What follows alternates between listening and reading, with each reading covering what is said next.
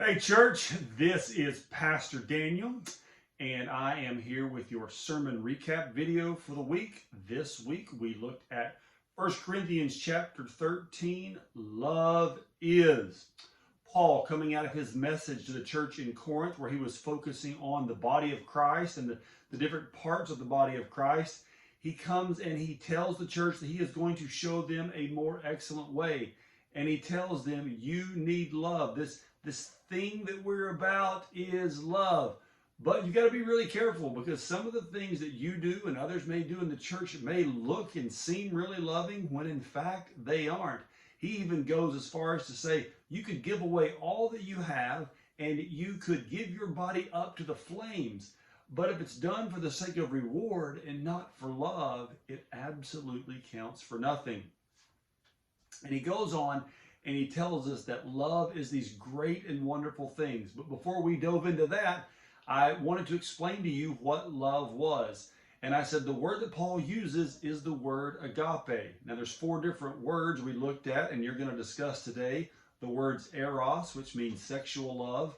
The word storge, which means family love. The word philia, which means brotherly love. And there is agape, which is the focus of this passage, and it is that self-giving love. And he goes on to say love is patient. He says love is kind. He also goes on to tells us some things that love is not and does not.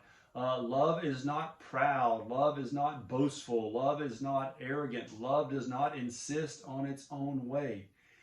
From there, he tells us that love believes all things, hopes all things, endures all things, bears all things.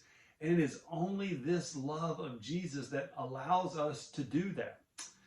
From there, he says, look, the greatest of these, or there's three that remain. There's faith, hope, and love. But the greatest of these is love. But as you heard, faith one day will fade away. Hope will one day fade away, because both of them will be completely fulfilled and fully realized when we see Jesus face to face.